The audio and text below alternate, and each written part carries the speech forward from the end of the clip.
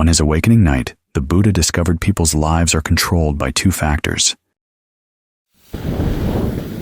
On the night of his awakening, the Buddha discovered that people's lives, and particularly their experiences of pleasure and pain, were influenced by their acts of intention and acts of attention.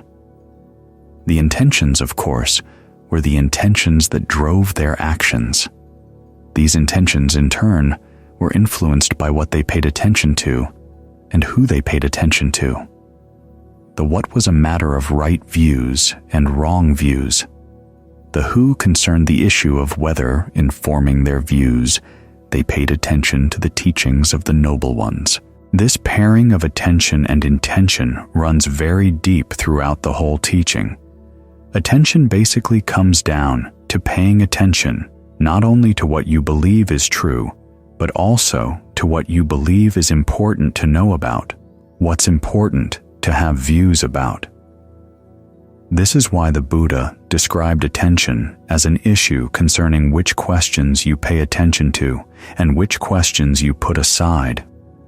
A lot of questions, he said, are totally useless when it comes to putting an end to suffering.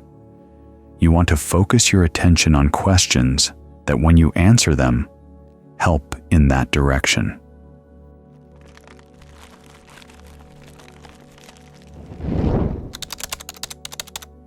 This is why he defined appropriate attention as focusing on two issues.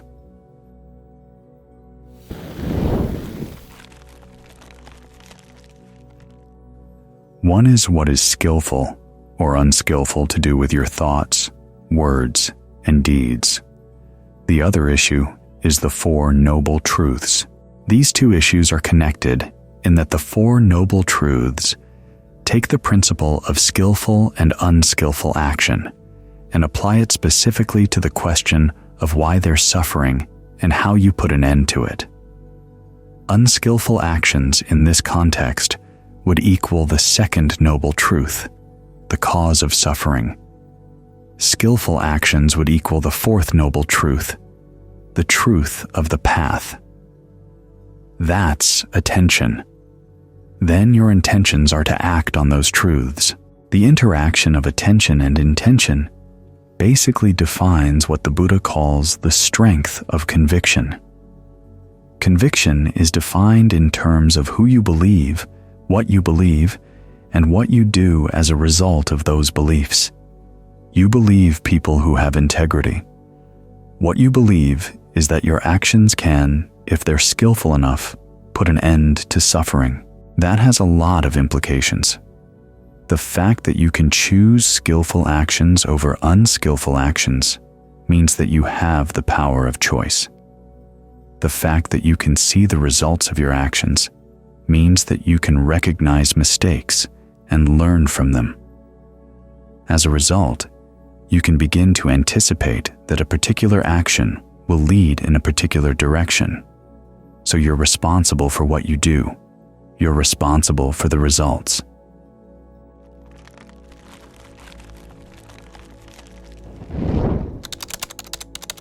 But most importantly, you're free to choose.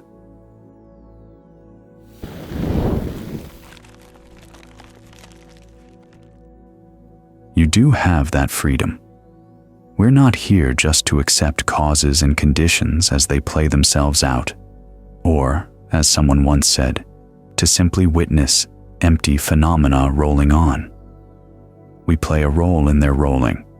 We roll some things up the hill and some things down the hill. All this is part of what you do, based on who you believe and what you believe, and in particular, what your beliefs tell you to pay attention to. This means that after paying attention to the noble ones who teach you these things, you have to pay attention to your actions to see if they're skillful. That the Buddha describes as an act of judgment. You weigh what's right and wrong. Then your intention is to carry through with what you've observed, to abandon anything you judge to be unskillful, and to do what you judge to be skillful in all situations. This grows from conviction into the two discernment factors in the Noble Eightfold Path, right view and right resolve. Conviction is essentially mundane right view. Noble right view pays attention to the questions of what suffering is, what's causing suffering, and what you can do to put an end to that suffering. Right view is not just a collection of some interesting facts about suffering. It's also stating that this is the big issue you should pay attention to.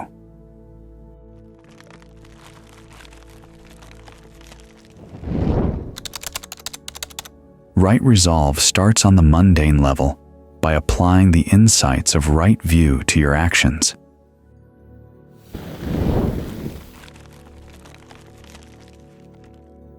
It consists of 3 intentions: the intention to renounce sensuality, your fascination with thinking thoughts about sensual pleasures; the intention to renounce ill will, the desire to see other people suffer or get theirs; and the intention to renounce harmfulness.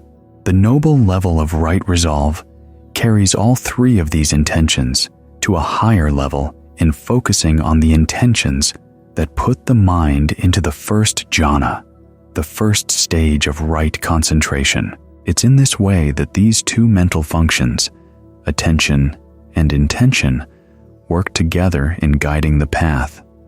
Then, based on the acts of attention and intention in right view and right resolve, you develop the rest of the path factors. These, of course, include right concentration, which is what we're trying to do right now. Its connection with right resolve shows that it very definitely is composed of acts of intention. You intend to pay attention consistently to one object, and you're going to fight off all the other intentions that would pull you away from that first intention. The reason you do this, of course, is because you realize that this is part of the path to the end of suffering. It's something to be developed as part of the path. It's important that you remember that we're on a path here. There's sometimes a temptation, when the concentration is good, to just lie down in the middle of the road. It feels good to be here. Everything is settled, balanced inside. You just want to stay. And it is good to stay up to a certain extent, because the mind does need to rest. It's like being outside on a cold night like this and lying down on an asphalt road warmed by the sun during the day. It's certainly better than lying down on a patch of brambles, i.e., the pleasures and pains of the senses. The Buddha's image of going through the world of our senses is that it's like being a flayed cow standing next to a bush that harbors lots of biting insects. The insects come to bite, and chew away at the cow's wounds. They keep coming and coming, these sensory contacts. Some of them have only a little impact on the mind. Some of them have a huge impact on the mind. But they all bite away. Ajahn Fuang once described an experience he had in his meditation. Looking back on it, I'd say that he was probably talking about his experience of stream entry. He said he came out of it and realized that as soon as you open your eyes, there's pain. As soon as you engage in the senses, there's pain. That's the primary meaning of the word dukkha.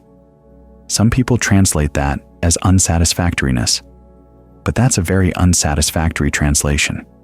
You don't say, I have an unsatisfactoriness in my hip. You have pain in your hip. And it's important that you realize that, in comparison to what the mind could be experiencing right now, even the most pleasant experiences in terms of sights, sounds, smells, tastes, and tactile sensations are painful compared to the deathless. It's because of the third noble truth that we have the motivation to stick with the path, to keep on paying attention to the things the Buddha tells us to pay attention to, and to maintain our intention to keep developing the path. So we do that as part of the work of right view and right resolve. We know that the duty with regard to the suffering and pain of clinging is to comprehend it. Our duty with regard to the cause of suffering, craving, is to abandon it. So to get to work on our duties, we start looking at the things we hold on to, the things we cling to, the things we crave, in light of the three perceptions of inconstancy, stress, and not self. It's a choice we make. Here again, there's an intention involved. As the Buddha said, fabricated things do offer their pleasures: sights, sounds, smells, tastes, tactile sensations and ideas, form, feeling, perceptions, thought fabrications, and consciousness can be very pleasant. He doesn't deny it. But he says that if you focus on their pleasures, it just gives rise to more passion. And it's because of our passions that we keep getting involved in these things, craving them and clinging to them. From his point of view, that's how we make ourselves suffer, through our passions. So we take his teachings seriously. He's one of the people we pay attention to, ideally, the primary one. We focus on the drawbacks of fabrications, seeing that they are inconstant, i.e., that the pleasure they offer is undependable. And because it's undependable, it's painful. Because it's undependable and painful, the question is it worth laying claim to as yourself when you go around engaging in I-making and my-making? Is it really worthwhile? With some things, at some stages in the path, the answer is actually yes, because we use some of the aggregates to make the path. So you hold on there.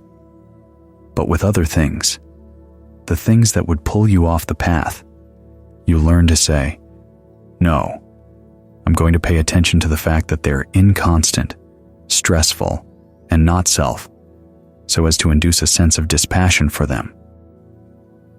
Anything that would pull you off the path, away from your precepts, away from your concentration, away from the exercise of your discernment, you've got to view in such a way as to see that it's not really worth it. Pay attention to its drawbacks. Ultimately, you get to the point where you can turn around and pay attention to the drawbacks of the path itself. You realize that although the road is nice and warm to lie down on, it's ultimately unsafe, because it too is composed of aggregates of form, feeling, perceptions, thought constructs, and consciousness. Aging, illness, and death could come along in a car and run you over. So when you've rested enough, you have to get up and move further along.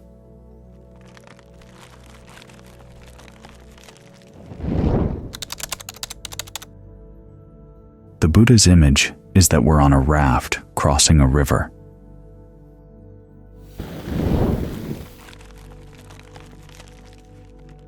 When you're still in the middle of the river, don't be too quick to let go of the raft or you'll drown. Wait until you've gotten to the far shore. Then you let go, but all the way across the river. From this shore to the far shore, it's a matter of developing attention and intention. You let go of these activities only when you've perfected them. You've paid attention to things that really are important to pay attention to. You've acted on skillful intentions in light of what you've seen. You keep doing this on higher and more refined levels. In this way, these two themes, attention and intention, play a role all along the path, just that they get more and more subtle as you progress. They get closer and closer to each other as you pay more careful attention to your intentions, and you intend to pay attention more and more precisely to the things the Buddha said you really should pay attention to. Your focus narrows down, but not in a way that's confining. Instead, it's getting more and more to the point, the whole point of what the Buddha taught. That's why the Buddha said that the path is nourished by commitment and reflection. You commit yourself to doing it. You focus your intentions on really following the path, and then you reflect. You pay attention to what the results are.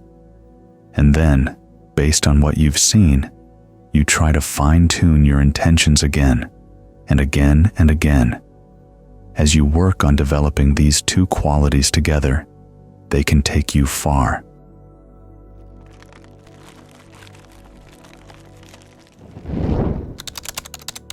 Appropriate attention, appropriate intention.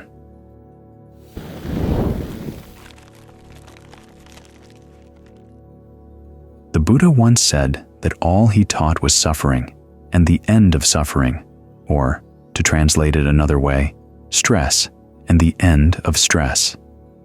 That statement right there says several things. 1. It focuses you on the issue that you should be paying attention to. And 2, it tells you how you should pay attention to it. The first point is important because we tend to create all kinds of other issues in our lives so that the big issue of why we're making ourselves suffer gets pushed aside, gets covered up. Because we have so many other priorities, we want to have some other problem solved first, or some other issue explained, or explained away. Yet here, the Buddha is saying that you've really got to focus on this as the primary issue. Pay it careful attention. What is suffering? What would be the end of suffering? That's how you focus on the topic. In other words, you're looking at it in such a way so that helps put an end to it.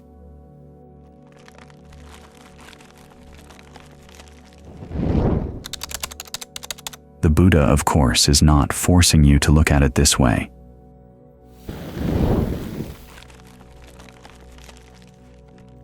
He's not even forcing you to look at suffering.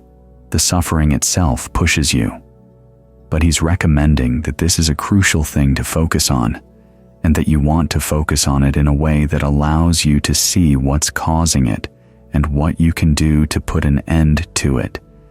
If it really is possible to put an end to it, that gives you the 4 noble truths, and each of those truths carries a duty. You try to comprehend suffering. In other words, sit with it long enough to watch it and figure out what really is the suffering here.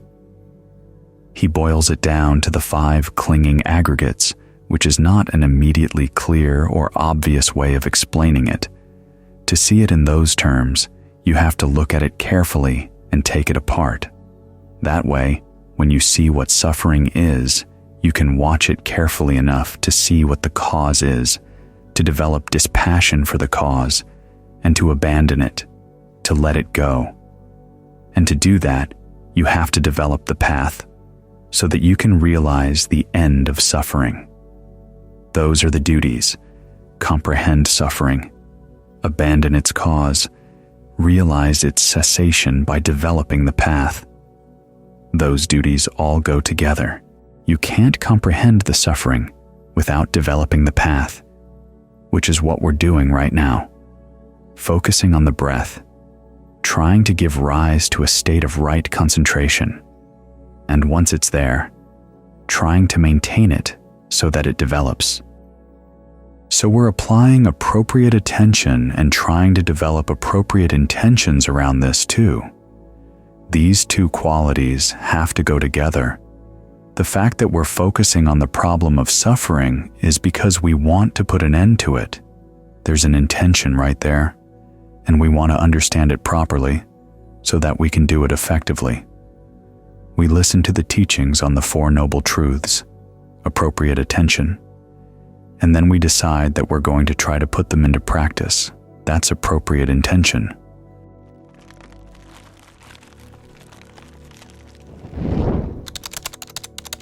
Like right now, we're here trying to give rise to the state of concentration.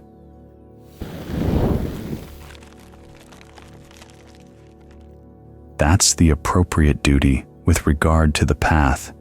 You develop it. You don't just watch and say, "Oh, here comes some mindfulness, and there it goes." Or, "Here comes a moment of concentration, and there it goes." That's not insight. That's laziness. There's work to be done. If things are not working, aren't developing, you have to ask yourself, what's lacking? Are you not really focusing on the issue of suffering? Think about it for a while. If you could put an end to the suffering that you cause for yourself, there would be a lot of good that would come in all kinds of areas. You could live with the difficulties in the world and yet not suffer from them. The world is a difficult place, and we make ourselves suffer over the difficulties, but we don't have to. That's the good news here. There's a way to understand the processes in the mind and develop dispassion for all the things that make us suffer. It's funny. We are passionate for the things that make us suffer. That's our problem. We like a lot of the things that cause suffering, and we actually like a lot of the things that really are suffering in and of themselves. But we don't recognize them. We don't comprehend that they're suffering. So that's the first part of appropriate attention. To learn how to recognize these things and see the importance of this problem, and to see how the mind is creating lots of problems for itself if it avoids looking at this problem and working on it with the proper framework. That's why we have the contemplation of the parts of the body, because often we look for pleasure in the body. But what's there of any permanent essence that we can really rely on? It's the same reason why we have contemplation of death. The body is going to leave us. We're going to leave this world. And what do we take with us? We're going to take our actions, but good actions in the present moment are no solid guarantee. We can live the best life possible in this lifetime and still have some bad karma from a previous lifetime. Who knows what could sneak in from the past? We're in a very precarious position. So it's good to see the precariousness, to develop a sense of samvega for any other type of attention or intention that doesn't fall in line with the Four Noble Truths. When you can lose interest in the other things that pull you away from developing concentration, then you can really work on that intention to get the mind focused. Then it becomes an issue of learning how to understand your mind. What does your mind like to settle down with? Concentration is not meant to be a process of forcing yourself to stay with something that you don't like. You need to have a sense of pleasure in order for your mind to settle down here willingly. So, find an object that the mind finds congenial, that you like to stay with, that you can stay with for at least some period of time. Work with the breath so that it becomes comfortable, interesting, intriguing, that will help nurture your intention to help stay with it. This quality of generating desire, in other words, of motivating yourself, is really important. It requires learning how to read your mind and get a sense of what works and what doesn't work. This is why we spend time with the meditation. It requires a certain amount of familiarity and some imagination. What are the different ways you can breathe? What are the different parts of the body that could be doing the breathing for you? We have instinctive ways of having either the chest breathe, or the stomach breathe, or the shoulders breathe. Sometimes there are patterns of tension that come in and out through the head. We take them for granted. It's good to ask yourself, are these the only ways we can breathe? Are there other ways we can breathe? What if we think of the whole nervous system doing the breathing?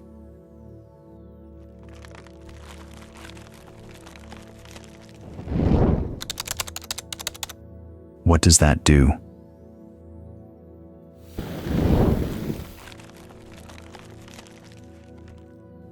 In other words, in order to pay attention to the concentration, you have to motivate yourself so that your intention is also focused. The two qualities go together, appropriate attention, appropriate intention, and they feed off each other.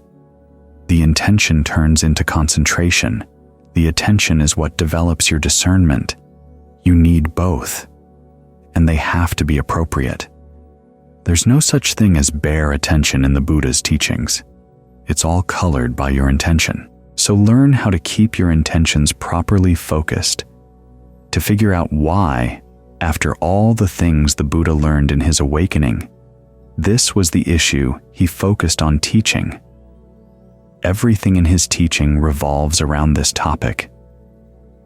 It's not like suffering was the only thing he mentioned, but everything he talks about, he deals from this perspective. How to understand the way in which you create suffering for yourself, and how to understand things so that you can put an end to it. When your focus really is narrowed down to this point, you find that it's not just a narrow point. It covers a huge area of your life. But if you can solve this one problem, all your other problems are not going to weigh on the mind. Some things you can solve, some things you can't. That's the way of the world. But this is a problem you can solve. So it's really worthwhile. And the solution shows you things that you might never have expected.